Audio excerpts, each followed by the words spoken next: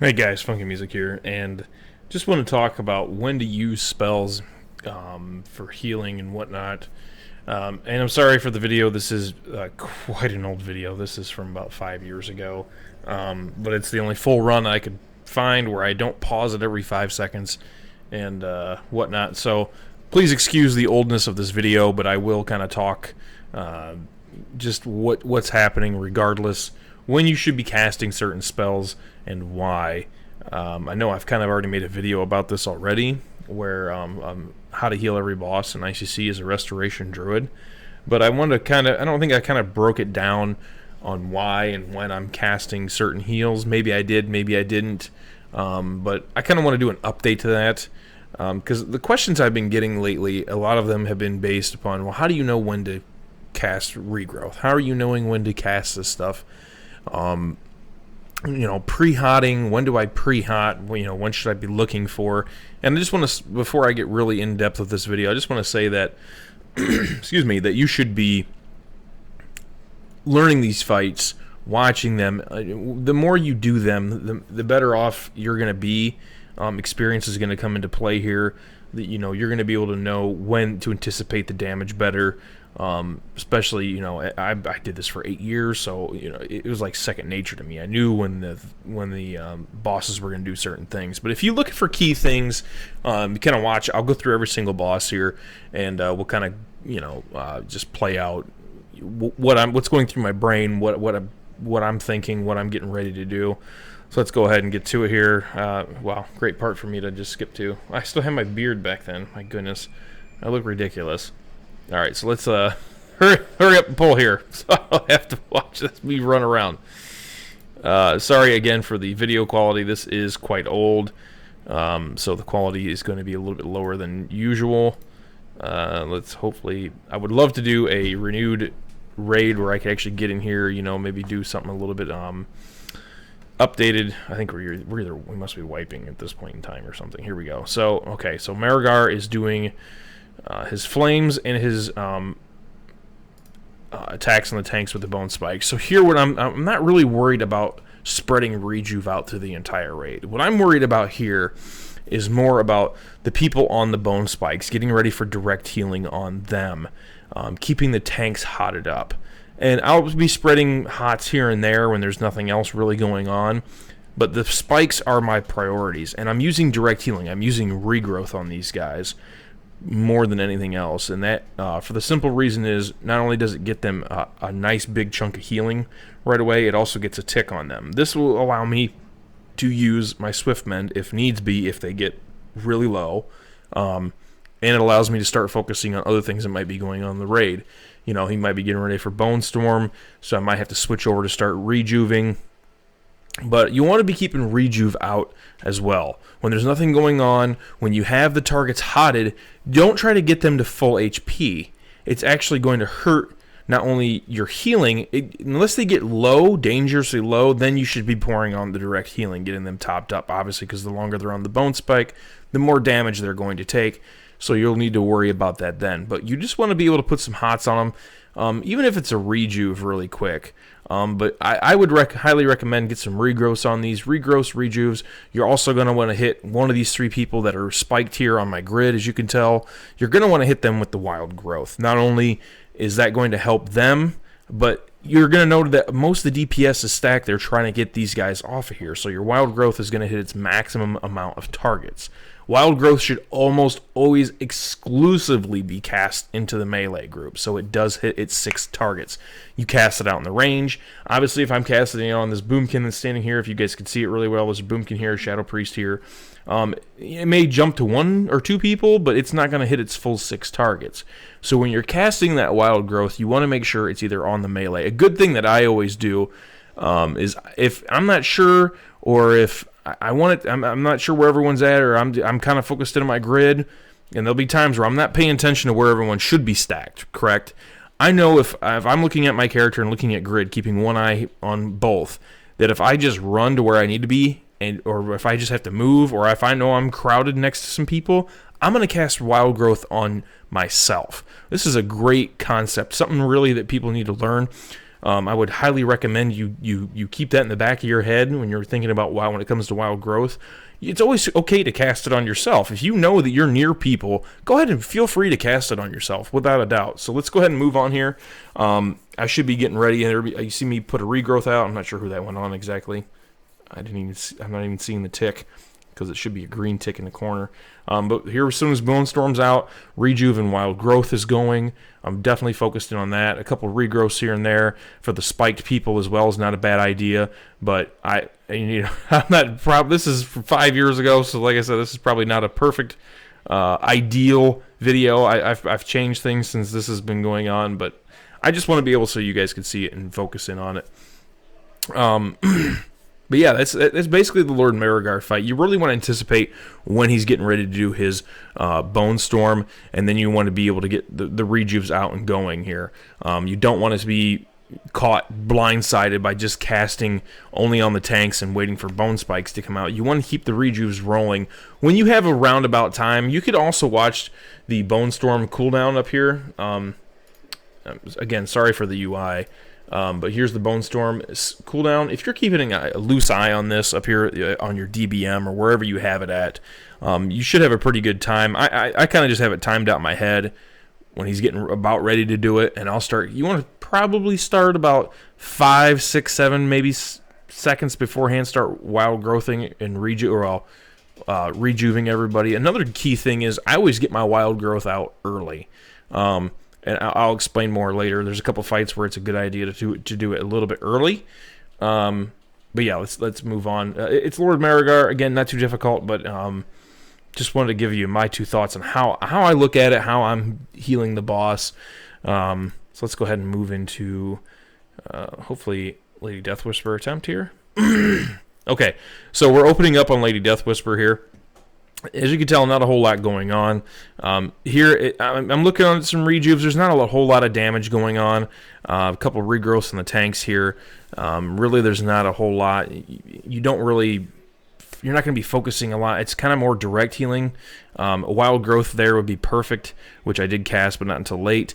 For those people who were standing in the Death and Decay. But other than that, you're really just kind of going to be focusing those people who are taking the big chunks of damage. Other than that, there's no point to really start casting your wild growth. Now, as soon as this bubble breaks and we go into phase 2, I should be starting to pre-hot, getting everything ready, getting everyone topped up, and getting ready for the Frostbolt volley I know is coming, which is going to affect everyone in the raid, right? After this, you're going to want to kind of keep a balance of rejuve, regrowth, nourish. This is kind of where druids, it's basically a combination of everything in this fight. There's not one thing you want to solely focus on at any one point in the time in the fight, although rejuvenation does take priority, obviously, for the buffs that you get from it, and the fact that Frostbolt volley is going to hurt a lot, and it does affect every player, so it's a good thing to get that out and going. However, Holy Priest really counter this really quick, because it is not a continuous damage.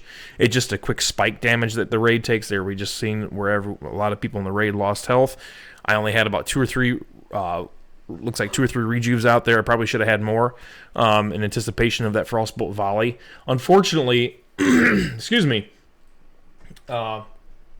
there is no cooldown to when she's going to be doing Frostbolt volley, and if it's kicked a lot, which it should be kicked all the time, but if you could keep an eye on her cast bar, or if you have her targeted like I do here, and you could see her casting, it's a good idea to start, preemptively, or when she starts that cast, because it does take a minute or two, or not a minute or two, but a couple seconds to get that cast off, rather, to start pre-hotting, getting ready for that damage. If you notice that ghosts are spirits are heading towards the melee group and you're about ready to have a huge explosion, try to get your wild growths out, try to get your rejuves out, try to get anything you can out, proc your GTS.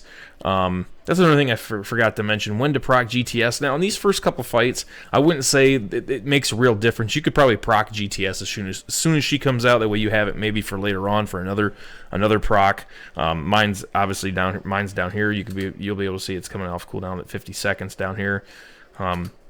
But yeah, that really depends.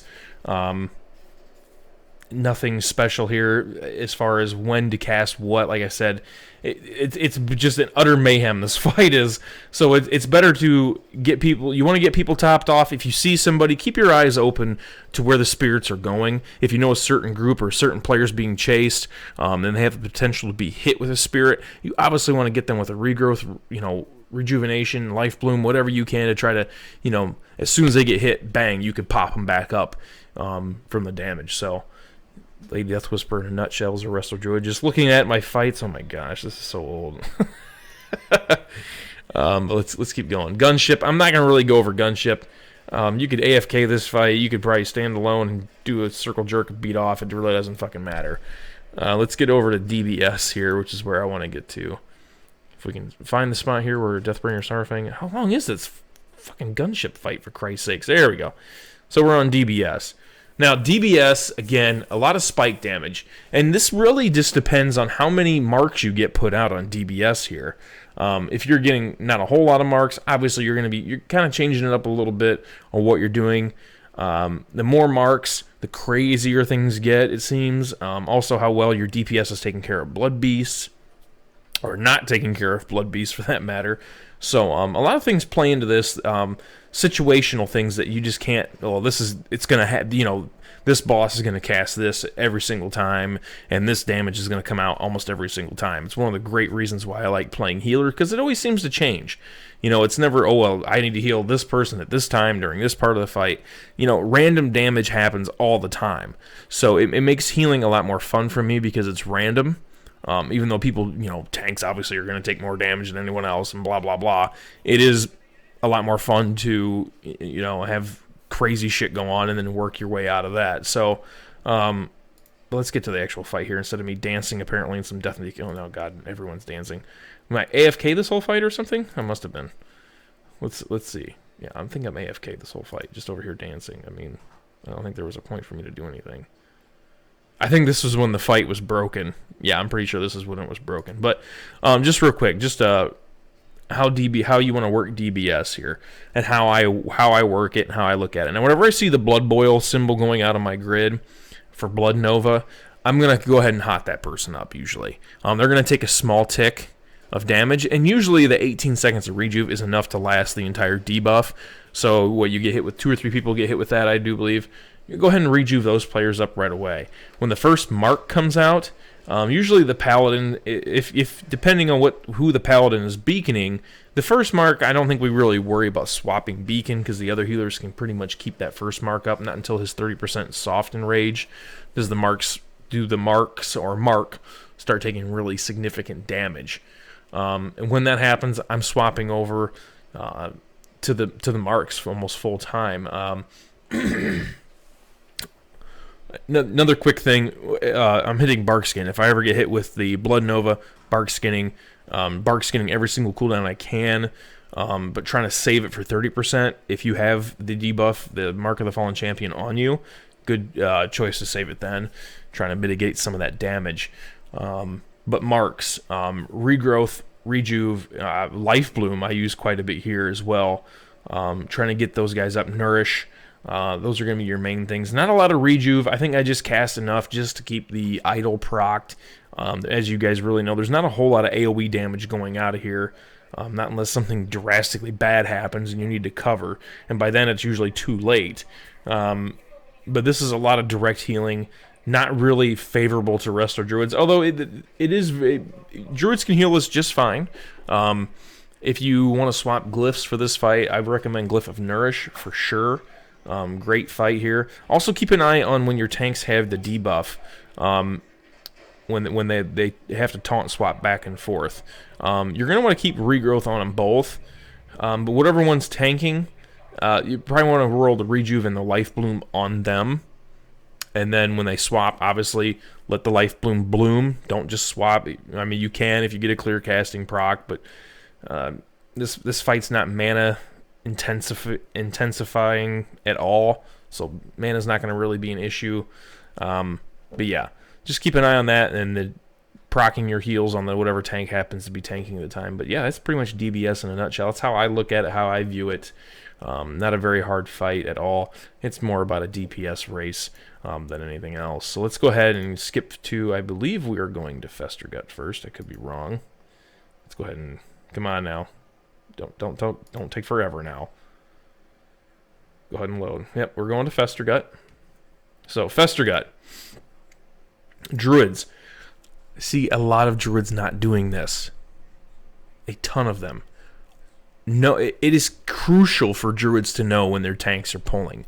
If your guild does not do a countdown timer, please ask to say, hey, when are you going to, or hey, just, when are you planning on pulling? Let somebody know, hey, I'm going to pull here in a little bit, or whatever. This is crucial and key because Druids have the pre-hot.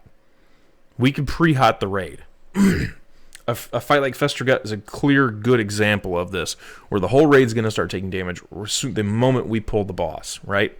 Well, not the moment, a couple seconds into the fight, actually. We're going to start taking massive raid damage. And it's a good idea to get all the hots you possibly can out. Also, right before you pull, say you've got all this hots out, you're missing some mana, you can go ahead and drink while your hots are still ticking, get a little bit of that mana back while the tank's pulling, right?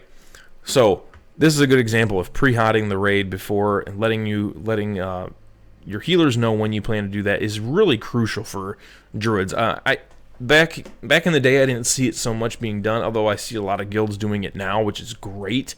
But it really gives you that leg up on getting the heals out there right off the rip, right off the bat, without having to, the raid, now the damage is starting, now you're just starting your rejuves, and you're way behind on the bell curve. Pre-hotting is essential for restoration Druids, especially before a fight. A lot of people don't do this. I really haven't seen anyone really doing a whole lot of it, and I used to get pissed when people would pull and not let me know. I'm like, hey, I need to pre-hot the raid, you gotta let me know.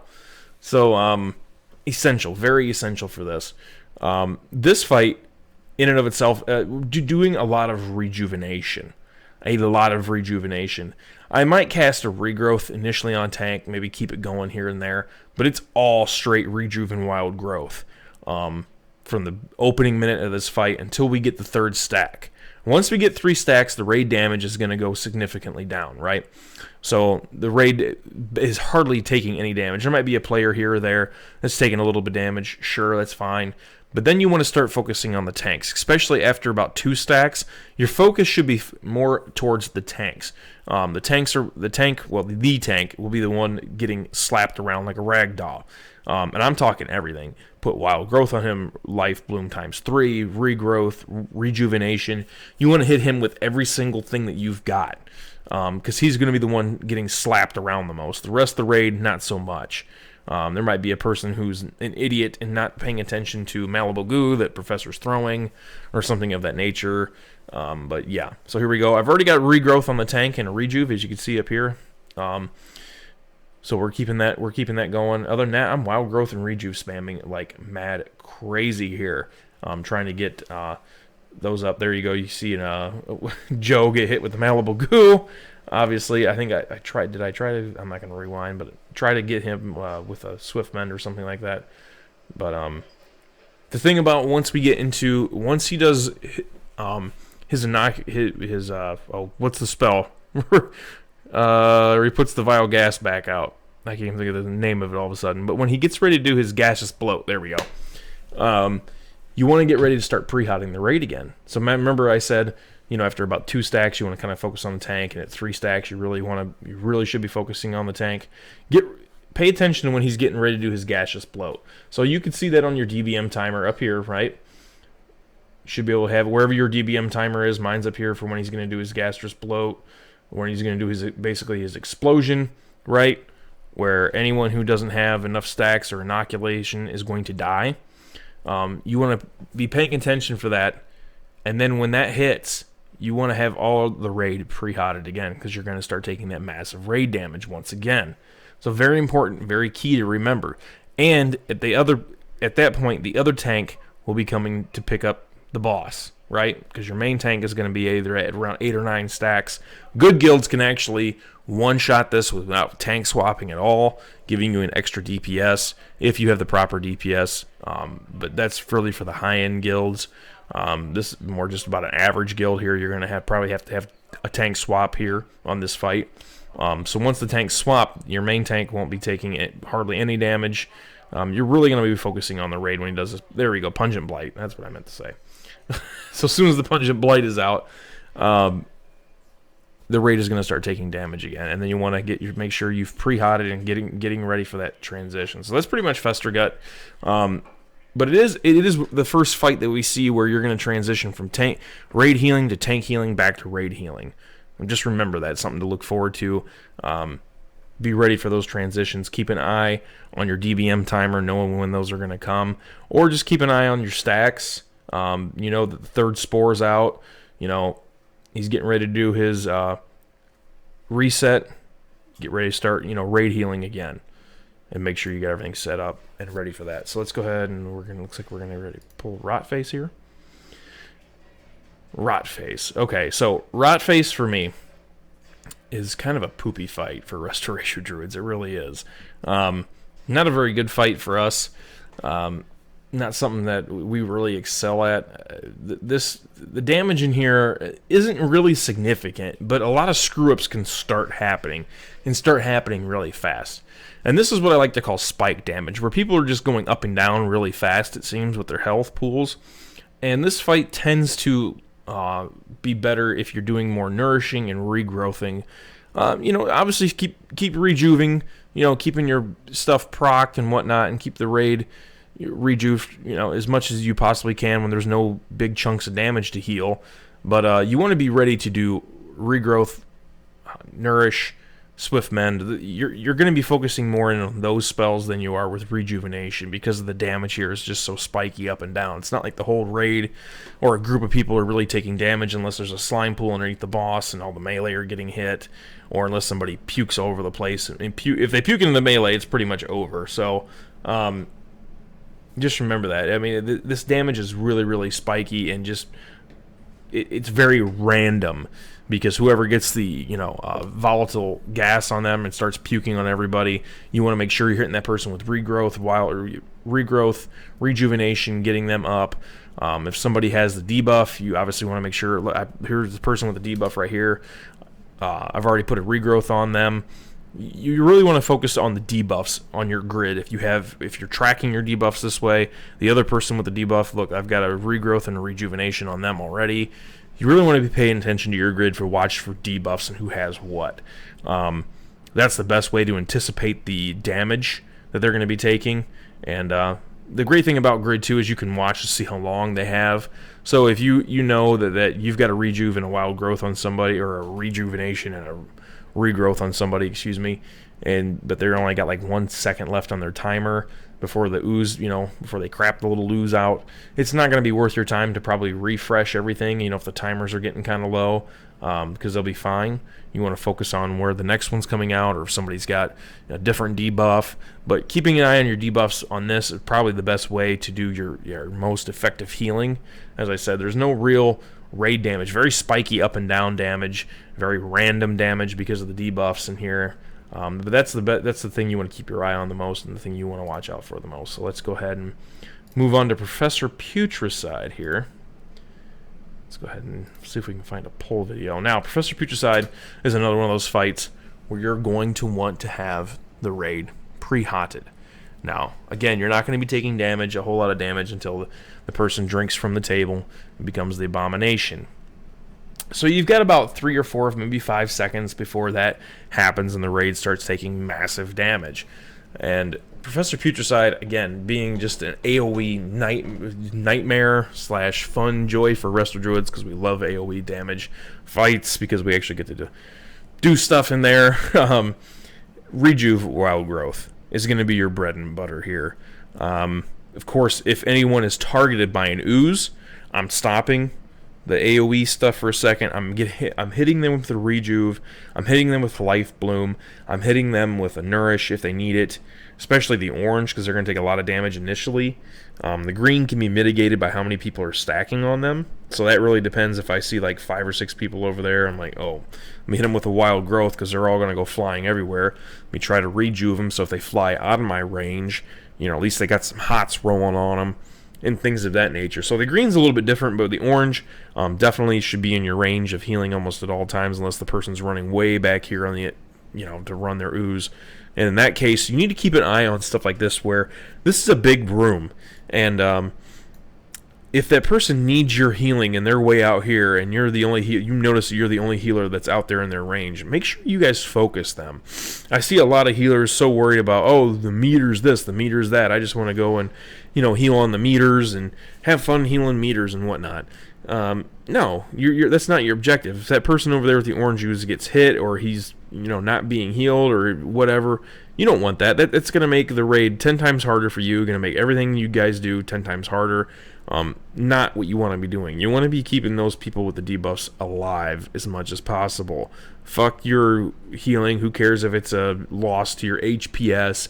It does not matter. Healing per second does not matter at all. HPS should only be used for fun and against other people of other classes. Now, again, this is when Professor Putricide is broken, so let's not give no mind to what's going on in the background here. But as you can tell, it's just straight up Wild Growth Rejuve, Wild Growth Rejuve, Wild Growth Rejuve. Maybe a couple of Swiftmens in there. I've already proc GTS. A good thing on this fight is Tranquility as well, before I get too far. I like to break Tranquility and GTS almost right off the rip. As soon as the raid starts taking damage, I'm going to proc GTS, I'm going to proc Tranquility. As you can tell, they're already on cooldown.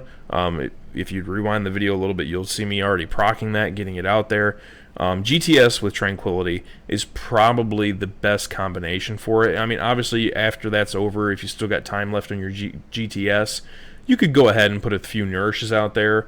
I like to use Regrowth instead, especially if Heroism's already out, because Regrowth will become a 1 second global cooldown, and it's not only is it putting a hot on the target and healing them for a significant amount, but it's also proccing my GTS, so it's like a triple heal all enrolled into one. So good idea for that as well. But other than that, this fight is just strictly just bread and butter Wild Growth Rejuve for the most part, Swiftmen. I mean, those three right there is going to be what you're going to be using for the most part. You're not going to see me casting a whole lot of Regrowth here. Again, not unless somebody's targeted. Again, this video is old. This is back when it was broken, and the oozes did not work. So now that the oozes work, I wish I had. I'm pretty sure I do. I'm not going to go looking through all my 15 billion videos of this specific fight, but obviously, again, if the person is marked, the green ooze does work apparently. If the person is marked, you want to get them up, get them hotted, get them directly healed, nourish. Regrowth is going to help you out immensely there, and make sure obviously you're stacking for green. A good thing as well when you're stacking for green to mitigate even a little bit more damage, go ahead and proc your bark skin is when I like to use my bark skin when we're stacking up for the green ooze. Seems like I take less damage. Also, positioning very key in here. This fight is probably the first time where your positioning really, really, really can hurt you or help you a lot. Knowing where to position yourself for the green ooze explosion if you're deciding to stack on the green ooze. Make sure you're trying to get blown somewhere where you're in a safe zone. You don't want to get blown way out near the door or anything like that where the raid isn't. You still want to be near everyone so you can still heal. You just don't want to get blown too far out where you're not going to be a factor, or you land something else that's going to hurt you or kill you if you're already at low health. So also very important, Malibu Goo, make sure you're watching out for that. I think I talked more about that in the other video on positioning and stuff here, but I'm not going to try to cover that. This is going to be mostly from just strictly healing, what I'm thinking, what's going through my brain, what I'm casting, what I'm planning to cast, and stuff like that in this video. Okay, so Professor is down. I think we're moving on to Bloodwing. Oh my gosh, this is back when the ads were bugged too. So again, this fight reminds me, the council fight reminds me a lot of Rotface and how you heal this fight. A lot of regrowth. Rejuvenation also very good here though. When I can't remember which one it is all of a sudden. When the one is empowered and you do the empowered shock vortex and everyone goes flying. Whatever one that I can't remember. Talodram, is it? I think it's Talodram. I can't remember. Good lord.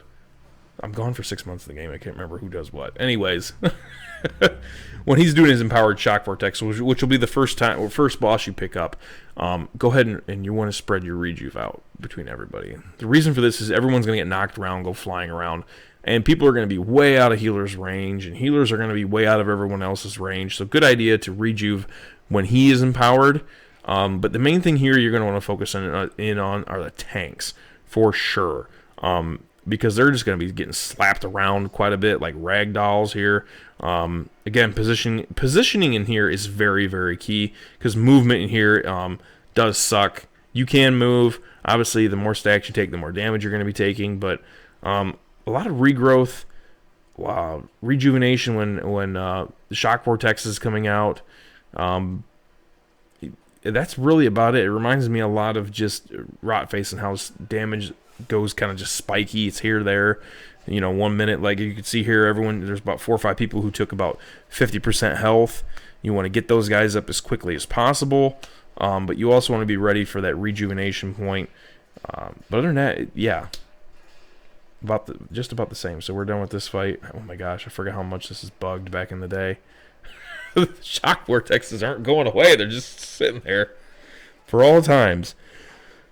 All right, Blood Queen, Lenithal.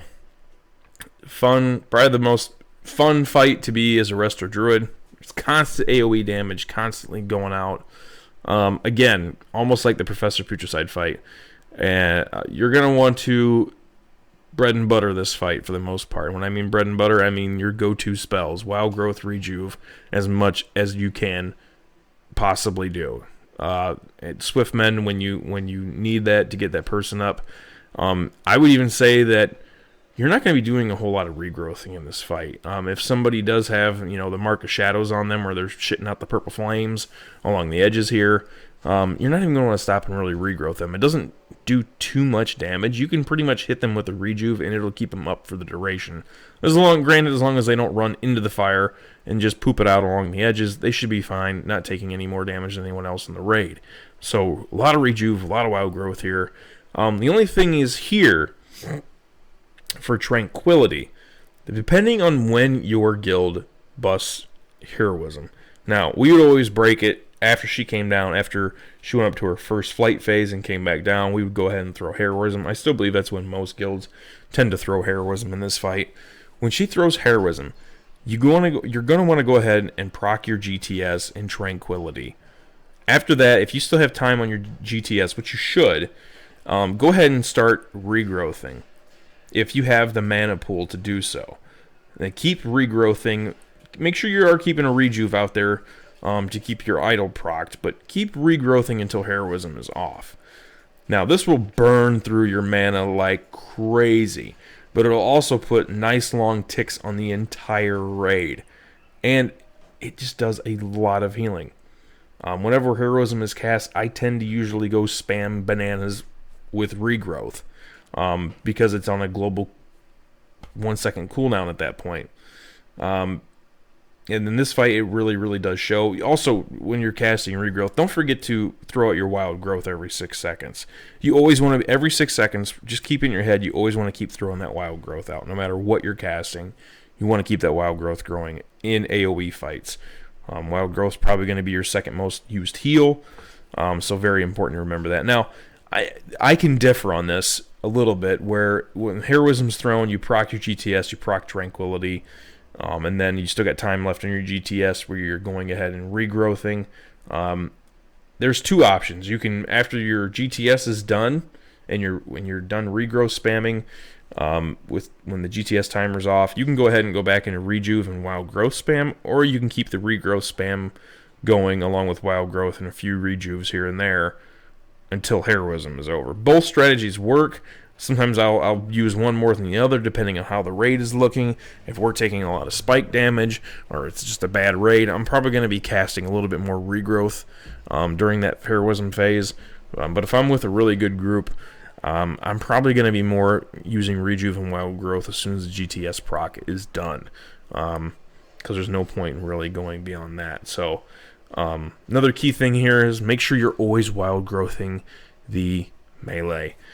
Try to get wild growth on your ferals and your rogues, because you want to give them energy, as well as make sure those targets are number 1 and number 2 in your head, and keeping rejuve on them. Swift Mend on every single cooldown. Other than that, this is just a fun fight, just because it's basically our bread and butter, just crazy AoE damage, and just a lot of fun as a healer. So let's go ahead and move on to Velythria. I believe we're heading towards the next. Pretty sure. Should be. Yeah, we're heading towards Velythria. Now, Velythria, I think it's broke here back in the day, too.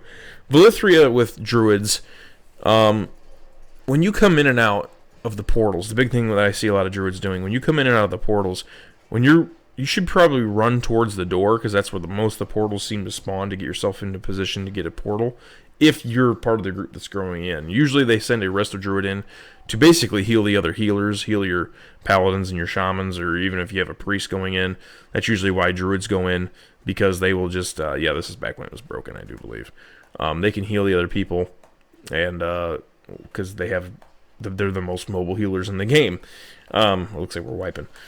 But anyways, when you come out, because druids are so mobile, and because most of the portals spawn here near where I just died at, here at the front of the door, you're gonna, and if you, depending on what rotation you do, sometimes when you get pulled out of the dream, you're usually be behind her in the back of the tail, and it takes a minute to run forward. Now, when you're running forward, I'm going to suggest, if you have Nature Swiftness, obviously off cooldown, go ahead and use that. But Life Bloom, Rejuve, Wild Growth, all on the boss. You should have enough time between the Rejuve, stacking Life Bloom to 3 times, and throwing a Wild Growth on the boss to get back in position. Because each of those are on a global cooldown, so you're talking at least 5 seconds to move and cast all those to get back into position up front, to get ready to get into the next portal that comes out. Other than that, it's really spamming Nourish, keeping Hots on her, so your Nourish gets a bonus. If you could swap to the Glyph of Nourish for this fight, it's really nice. Some people like to use Healing Touch on this fight. I have never seen it work properly well, it works properly, but never seen it out-heal Nourish. Some people swear by it. Whatever you feel, Velythria is really just a paladin and shaman race. Druids are basically just there for a lot of support. We're not going to top the meters. Obviously, it can be done with druids. I've done it solo, healed it in 10-man heroic many a time, so it's fine. It really doesn't matter what healer you're going to use. It's just that shamans and paladins and even priests are better at it than you are, because they have really good direct healing, and a lot of our spells rely on heal over time. So, anyways, that's Velythria. I'm not going to really go into detail on her. Syndragosa. This is such a funky fight for... I don't know what the hell we're doing here either. Oh, that's right. This is back when you had to use like 7 Holy Paladins to beat Syndragosa. That's when that bug was going on. Yeah, we're still on Velythria. Okay. Yeah, that was fun. I don't miss that at all. Yes, if you guys missed out... Oh my gosh, look at the... Oh my gosh. Anyway, so we're getting ready to pull Syndragosa. So Syndragosa, a fight like BQL, and a fight like Professor Putricide here. The only difference being, obviously, is the Unchained Magic. When you get Unchained, guys, it's still okay to cast a few spells here and there, depending on where you guys tank her. Make sure you're off, obviously, away from the raid, so you're not exploding the raid. You know, and I think that your most effective heal, unless... If you see a tank going down, obviously they're your main priority. So if you have Unchained, hit them with a regrowth. Hit them with something, you know, if you have Nature Swiftness and a Healing Touch, go ahead and hit them with that. Help the healers who are not Unchained out, because they're really going to be focusing a lot on the raid, especially for Resto Druid and Holy Priest is out. The raid's going to be taking quite a bit of significant damage. So just something to keep an eye out for. But this fight, again, bread and butter. Rejuvenation, Wild Growth, Swift Mend on every cooldown. Tranquility. This fight, it's back and forth for me. I've used it Tranquility in Phase 1. I've used it in Phase 3. I kind of tend to like to use it and saving it for Phase 3 if I'm Unchained. The thing is, you know you're going to be or I don't want to save it for when I'm not not unchained. You know you're not going to be unchained in phase 1. So the safe bet to use it is in phase 1, because you could be unchained the entire time in phase 2 when she's on the ground permanently, and you don't want to have to use that channeled spell. And it's not a good idea to be using that with GTS right at the end there, and take a chance of blowing the rate up. And no, it's just not a good idea, as much healing as it does. Now, if you do not have Unchained and you get to use it, it is immensely, hugely awesome to use in essentially phase 3, phase 2, whatever, when she's permanently grounded, however you want to call it. I guess some people call phase 2. But other than that, Wild Growth Rejuve, tank healing when you can. You keep an eye on who is unchained. If you know your Paladin's unchained, you know your Shaman's unchained, or if they're worse, they're unchained at the same time, by all means, don't be afraid to pop out some tank healing there. Because obviously your tank's more important. You can lose a DPS, you can lose a healer, you lose a tank, and things aren't going to be looking good. So make sure you're keeping an eye on that. Obviously, the big thing to keep an eye on is Unchained in this fight. The great thing about Resto Druids in this fight is because of our mobility, we're pretty much the only ones who can do some decent healing when we're getting gripped in, gripped out, when you're running out, after the grip. Another thing to keep in mind is the closer you are to the boss, the more time you're not going to spend flying through the air, and the more time you're going to have to run out. While you're running out, go ahead and cast, get everything out that you need to get out. And real quick as well, frost beacons. When you see frost beacons, and you know who's going to get beaconed, when she's in the air phase and getting ready to frost tomb the people, make sure you're hitting those people. As long as you're unchained, hitting them, or not unchained, you do not have unchained magic, make sure you're hitting them with a rejuve. This will top them off because they're going to be taking damage when they get tombed. This will top them off to 100% and also give them, I think it's the first, Funky just got back from AFK, that's great, pro. This would heal them for the first tick when they're getting asphyxiated as well. So always important to remember that. Also, when you're getting ready to come out of tomb phase, I see a lot of Resto Druids just trying to survive frost bombs and stuff like that. As soon as the last frost bomb comes out or is getting ready to come out, you should start pre-hotting a raid again. Because as soon as Cinder Ghost lands, you're going to start taking the AoE damage again. So always important to start then. You start after that, and you're gimping yourself by 3 or 4 rejuves if you start beforehand. Because obviously it takes time for her to fly back down, but you want to get as many rejuves out as possible. Also, good idea, as soon as she's getting ready to land, I'm popping Wild Growth right then and there. I always try to pop it, have it going right off the rip, that way it's ticking. Just something to keep an eye out for, something to remember. Again, this time with Wild Growth, everyone should pretty much, besides the hunters, be stacked up pretty much in the belly. So you shouldn't have any problem finding targets with Wild Growth. But other than that, that's pretty much Cinder Ghost, guys. And then let's go ahead and move on to the Lich King himself. Now, I do have obviously an updated one for Lich King, I think somewhere in here. Let's see if we can find one where we're doing 0 buff or something like that. I think I might have actually lighted on. Here we go. So here's a lighted on from a couple months ago. So we can get a little bit... there we go. A little bit better resolution. You guys can see what I'm doing maybe a little bit better. Looks like we're already in phase. Okay, never mind. We skipped a lot of the fight. So we'll go ahead and use this one. And I'll walk you guys through this one, and maybe then we can go to the other video. I thought the other video was going to be starting from the start of the fight with Lich King.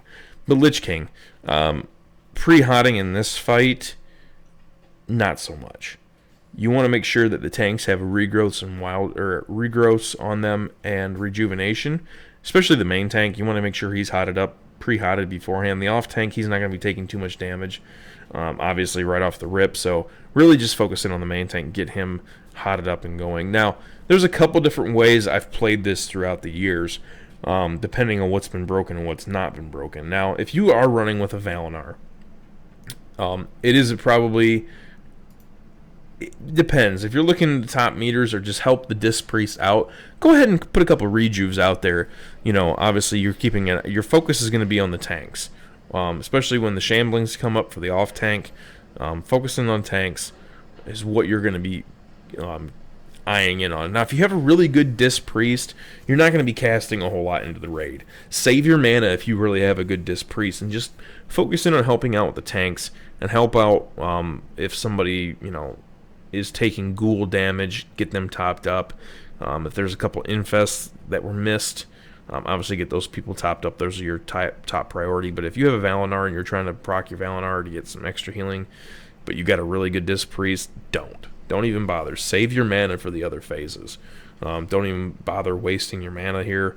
So let's go ahead and just get through phase 1. I want to kind of get to the ledge phase in here. Now, because of what I do when I'm swapping between Trauma and Valinor, I swap the Trauma on ledge phases because shields are not as important on ledge phases. And besides, the way the proc used to work, I think I'd only ever get 2 procs because it used to come off cooldown 100% of the time. As soon as it was off cooldown, it was back on. But the way it worked was it would be really, really goofy with the proc, and it seemed like the proc would always go at the wrong time for infest from there on out, meaning the Disc Priest would shield, or my proc would be long gone, my Valinor would be on cooldown, and then we'd only have the Disc Priest, his bubbles. I couldn't not rely to get my Valinor procced to help him out. So what I ended up doing was switching to Trauma on the ledge phase, and I've actually found that Trauma's actually been more useful for me on the ledge phases. So if you have both those weapons, make sure you make a macro swap. I do have a video on that. Macro swapping from Valinor to Trauma, very easy. You just / equip, and you put in the Valinor Hammer of Ancient Kings, and then you go to the next line and hit equip, and you just put Trauma, and you just make a macro for those two, bring it out here, hotkey it to whatever you want to, and just press that button, and you'll be good to go. So hopefully this fight actually starts here. I think we just wait for like 5 years. We're still waiting. Or are we going to pull sometime this year? This is the old Aurora, so God knows what we were talking about. I think we might have been doing loot council for Lich King here, so that's maybe why we were waiting. Okay, we just skip right into phase 2. I don't think so. Let's go ahead and show. Yep, there we go. We're finally pulling. So what I'm focused in on here again, I'm keeping regrowth and rejuvenation up on the tanks. Obviously, Linux, and I don't know who else is tanking here, but I'm trying to keep these guys constantly. There's a regrowth. I'm trying to keep them topped up at all times. Keeping regrowth and rejuvenation on both tanks here, great idea. Life Bloom, also great idea. Although, as any druid knows, the proc on Life Bloom, very goofy. But if you do get a clear casting proc, don't be afraid to put that free Life Bloom on the tanks, or just roll Life Bloom if you know one tank is getting smashed a whole lot. Right here, when the off tank looks like Linux is getting smacked around, I know I'm focusing in on him 24/7. I might even keep an eye on him more so than the raid healing here. It looks like I'm quite a bit behind on the raid healing. Again, this is a couple years ago when the ledge was broken and you were pretty much not taking a whole lot of damage. But so here we go. I'm proccing GTS Tranquility on ledge phase. That is when I choose to proc my GTS Tranquility, is always in the first ledge phase. That way I do believe I get another one if necessary. The fight goes on long enough. I do end up getting a second one. It's a rarity, but that's when I choose to proc my GTS, is always on the first 2 ledge phases. That's when you're going to get the most use out of it. And obviously using it with Tranquility is a great idea. So moving back in, I'm going to be swapping back from Trauma into Valinor here. And it's pretty much the same thing as phase 1. I'm really worried about keeping the tanks up here. Other than that, we're not going to be taking a whole lot of damage. It's pretty much going to be the tanks taking damage. Again, there might be some damage from infest that didn't get shielded. Again, if this really depends if you have a really good Disc Priest or not, who knows exactly what he needs to be doing and can shield everybody and blah blah blah blah blah. But in my downtime, I am going to be casting a few rejuves out there just in case. Some people that always, here's another top tip too. Always keep in mind who's taking quite a bit of damage throughout the raid. Try to get a rejuve on them. If you know that person's been taking quite a bit of damage throughout the pull or the run or the entire raid for that matter, always remember, hey, try to keep a rejuve on that person, just in case. So, but again, healing up tanks. Here, you can see me cast. I just put a regrowth on both the guys, the rogue and the hunter that had infest. I'm seeing them trying to get up.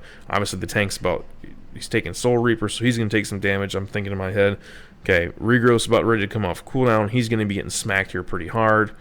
So I'm looking to probably heal him up here pretty quick. Obviously, he didn't take as much damage as what I thought he would. Repositioning. Again, guys, positioning, I covered that in another video, where you should be, what you should be doing. Positioning on Lich King is key. Knowing where to be, how to be. If you got a person that's low, try to heal them, but putting yourself in the correct position is more important than trying to save that random-ass person out there who's in the wrong position or who unfortunately took some damage. You want to try to save yourself, especially as a healer. You can lose a DPS.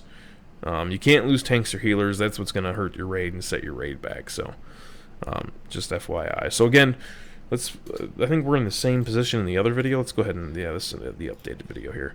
We're kind of in the same position. I think this is phase 3. So again, ledge. We're just going to do a rinse and repeat for the ledge phase again. You're going to swap back to trauma if you have that ability and whatnot. And you're going to be casting Wild Growth and Rejuvenation on the ledges. That's going to be your bread and butter. Again, always Swift Mend. So here we are. We're getting ready to pull phase 3. Now phase 3 is a little bit different because here you can see I'm trying to hot people up before we get pulled in for Harvest Souls. You want to get that pre-hot, trying to get that pre-hot going before you get pulled in. Again, though, in this phase with the Raging Spirit, well, it looks like we had a Raging Spirit out here still left over, but when the spirits come out from Lich King that you're always running away from and moving from, the damage is so spiky where that person's just getting hit. If they get hit twice, it's just bang bang, they're dead. There's nothing you can do about it.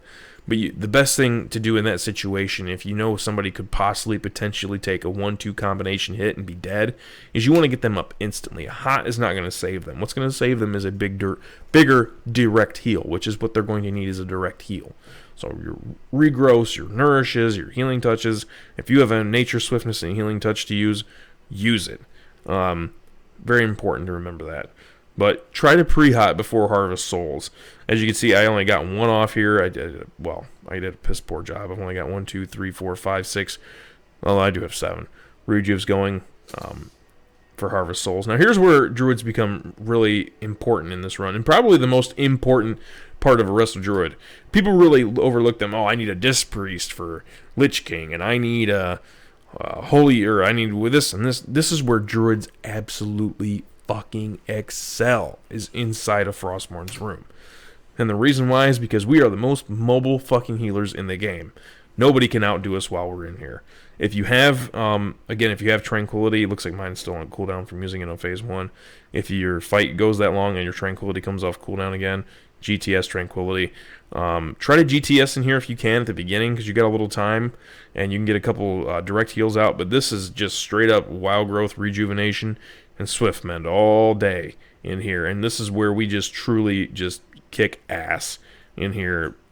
It's one of the best thing we can do as a druid, by all means. Don't forget to use your mana potion while you're in here, because it will reset when you're coming in and out of here. So very important to use your potion in there as well. So make sure it's getting ready to come off cooldown. So here we go. I'm working on direct healing again. Not really too worried about raid healing at this point. It looks like I'm almost too from the looks of it. But yeah, rinse and repeat pretty much. Just a lot of AoE damage that you're going to be taking when you're inside. And then working on the tanks on the outside. And then again, somebody's getting hit with the spirit. You want to make sure that you're getting ready to hot them up as soon as possible. Or not hot them up, but direct heal them, just in case they get ready to take another spirit. They'll at least be able to take it and survive. So just something to look out for. But other than that, guys, that's pretty much ICC. I do want to cover real quick Ruby Sanctum. I have a video on how not to Ruby Sanctum, but let's just go ahead and watch this. So Ruby Sanctum, let's get to where we're getting ready to pull here. Here's a pull, I do believe. Yeah. So we're getting ready to pull. So the thing, I don't know why this is showing up double up here. Please ignore that. But the reason why I'm not pre-hotting here is the damage is there is no AoE damage. Now, what I'd love to do here, because I'm a heal whore, is you'll notice I've already got Nature's Swiftness procced. I proc it every single time before we move in. Now, why would I do that? Well, the tank sitting right here is going to charge in. Most of the healers are sitting back here. And a lot of them, yeah, they're, you know, you have a few spells where you can do a direct heal or something like that. But Swift Mend or Nature's Swiftness with a Swift Mend, in 2 global cooldowns, I can have that tank up in no time. If he drops from like 50% or I can just bang bang. I got that regrowth right off the rip, and then I'm hitting him with that 10, 20k Swift Mend. So he's getting hit for like 30k in a matter of just no time. Wherever all the other healers are still running to get in range, as soon as I'm in range, I can hit him with that regrowth. And then I can go ahead and follow it up with a Swift Mend. I don't have to stop. I don't have to do shit. I can continue to move. Bang, bang. I'm still working on getting position. So that's just a key tip of what I've always done, what I continue to do every time I'm in Ruby Sanctum. Pop that Nature's Swiftness before you even pull and get ready to hit that tank right off the rip. So let's go ahead and see. Hopefully, yep, we're getting ready to pull here in 15 seconds. Goodness, my mouth's getting dry from talking so long. I should probably stop talking so much. But here we go. You'll see. I'm already hovering over the tank on my grid here. I'm getting ready for him to get hit. Let's see if he does it. Bang! Right there off the rip. Boom! Hit him with a. I hit him with. Let's just rewind it just a hair if I can here. I'll see how. I'll show you guys how effective this just is right off the rip here. I hit him with an 11.6k, or 11k, 11.6k, whatever. Regrowth. I followed that up with a proc from my Abacus for almost another 10k, and if I need to, there's the Living Seed hitting him for 3,400 because my regrowth crit, and if I had to, I also had Swift Mend at my fingertips if I needed to use that. Fortunately, I got a crit, I got a nice Living Seed to go off, and my Abacus proc. So you're talking right then and there. Well, there's 11k, 9k, 3k. I've already done 23k healing, and I've only cast one spell. Right off the rip, that tank's healed for almost 30k. So very important, kind of nice to. Well, actually, it's a total of 24.28. You can see right there what I've already done. I've already done 65% of the healing on one heal, and the tank's up instantly. So to finish up this fight, keep an eye on the tanks. I'm nourishing here. I'm just keeping the tanks up, focusing on that, putting some life bloom out there as well, because this is a lot of moving back and forth. And again, your big tank healers, your shamans, and your paladins aren't going to be able to do as much here as they normally would be able to, because there is so much movement. Oh my gosh, that sucked. I got stuck on the side of the meteor. Anyways. Back with Ohana, for Lord's sakes. Oh my god, then they were terrible in RS. And when I get to the basement, as soon as we pull a phase 2 here, because I know this fight apparently lasts 15,000 years with Ohana, because Ohana, they could do 0 buff Light of Dawn, but we can't do fucking RS. It was the biggest mystery to me why we could never do that. I was like, did we just, have all of our ship players come in? Alright, so phase 2, as soon as we are down in phase 2, if I can find it here. Let's go ahead and rewind a little bit. As soon as I am down in phase 2, I am going to bust that GTS Tranquility almost right off the rip. Now, you want to kind of make sure that you should have your other healers down there. But if you want to go ahead and get it procced beforehand, proc that GTS and start casting your regrowth till your other healers are down there to really make it worth your while to cast that Tranquility, by all means. I just do it out of habit. As soon as I'm in position, I'm going to go ahead and cast Tranquility and proc the GTS Tranquility and that's where I just go from there. So, and then as soon as that's over, I'm going to cast a bit, because you still got some time before you got to move in this fight, especially in the beginning, opening sequence of it. You got the most time you're going to have for cutters to come out right here. You can see my Tranquility going out. GTS is procced. I'm probably going to do a little bit of regrowth here. Well, maybe not. I just immediately went into rejuvenation wild growth, which is fine. Looks like we were taking quite a bit of raid damage. I didn't have time, but as a druid here, first thing, have your camera at max that you possibly can, obviously. You're going to be doing, for some odd reason, it just seems like I do most of the spelling because everyone else is afraid to do the spelling. I don't get it, but I end up being the one who usually dispels. Although in other guilds, sometimes I'm not. You know, it's happened both ways. It just seems like I do a lot of the spelling. So, again, this is going to be a wild growth rejuve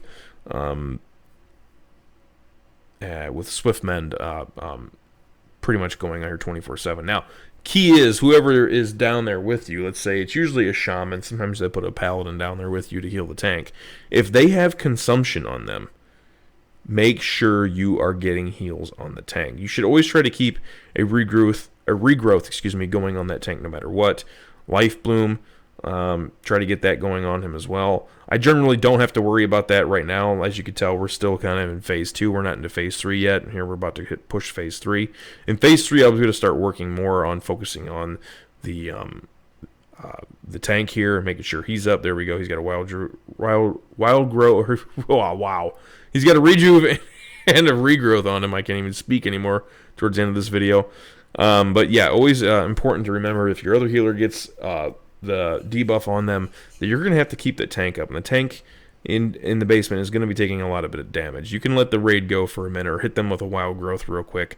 And you should be generally bunched up here pretty close together where it's not going to affect anyone. You also got to keep an eye on your healer who is running out. Now, the healer should be able to heal themselves, although certain classes, oh my gosh, 2 people just died to cutters. That was hilarious. Certain classes seem to do it a little bit easier, be able to get in and out. Shamans really have nothing except Riptide for themselves, whereas at least Paladins can Holy Shock, pop a bubble, pop some defensives there, whereas Shamans are pretty much just fucked.